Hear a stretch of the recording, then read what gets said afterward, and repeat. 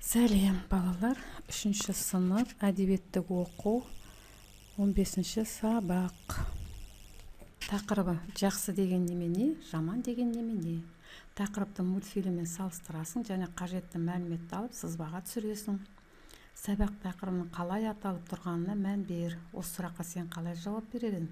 Жақсылық пен жамандық ертегісін есіңе түсір. Жақсылық деген белгілі бір қоғам адамгершілік деп танып, жалпыға өнеге ететін іс-қимылдарды айтады. Жамандық деген керісінше адамгершілікке лайықсыз деп танылатын іс-әрекеттерді айтады. Жақсылық пен жамандық ертегісін есіме түсірдім. Ондағы кейіпкерлер жақсылық, жамандық, арыстан, түлкі, қасқыр, байдың қызы. Бұл ертегідегі негізгі ой жақсы адам болу, жақсылық жасау бір-біріне. Жақсы жаныңа жолдас, жаман малыңа жолдас. Жақсылыққа жақсылық әр кісінің ісі, жамандыққа жақсылық әр кісінің ісі. Мүмкіндігіне қарай ғаламтордан жақсылық пен жамандық туралы ертегінің мультфильмін көру.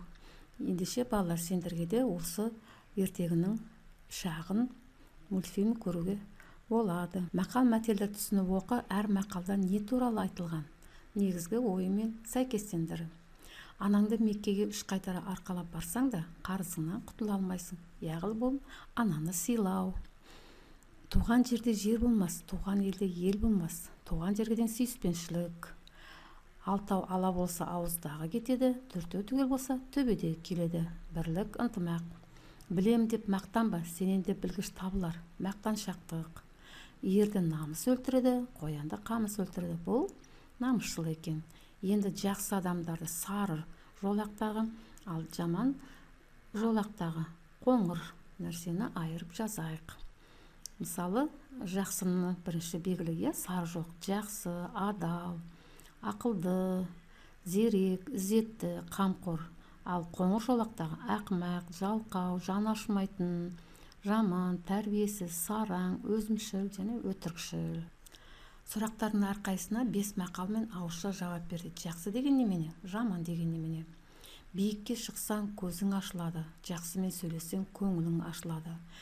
Бұл енді биікке шықсаң деген өзіңнің біліміңмен, ісіңмен жоғарылай берсең, яғни сенің де абыройың болады, жоғарыдан биіктен көрінесің.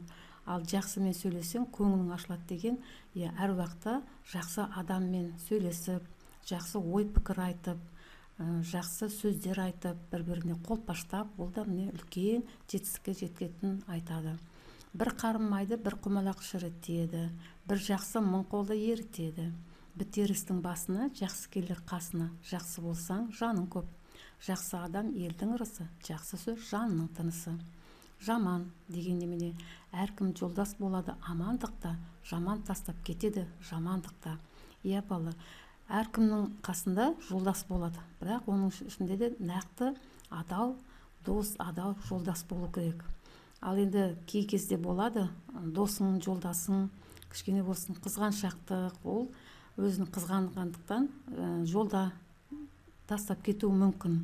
Сондықтан дос таңдағанда, жолдас болған кезде осыған көңіл бөлу керек. Басыңа іс түскенде жақсы көмектесер, жаман күліп кетер. Жаманда жақынды жоқ, жақсы өзін қосып сөйлейді, жаман босқа бөсіп сөйлейді. Жақсыны сыйласаң, есінен кетпейді, жаманды сыйласаң, есігінен кетпейді. Неке балалар мына суретке де қарауға болады, жақсылық жасағанды байқауға болады.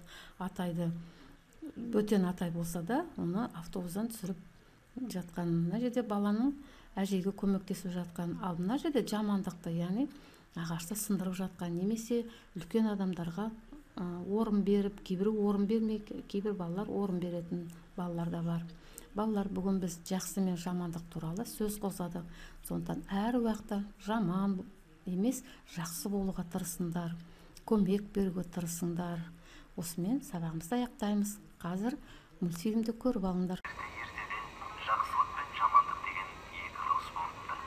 Күндердің бір күнінде екеуі аттарын жүгендеп, жол азығын түгендеп жолға шығады. Сөйтіп, тоқтамастан бірнеше күн жүреді. Жамандық өз азығын іздеуде тауысады да, жақсылыққа былай дейді: менің азығым таусылды, аштан өлмесем болды. Сонда мейірімді досы: келе ғой, екеуміз бөлісіп жейік.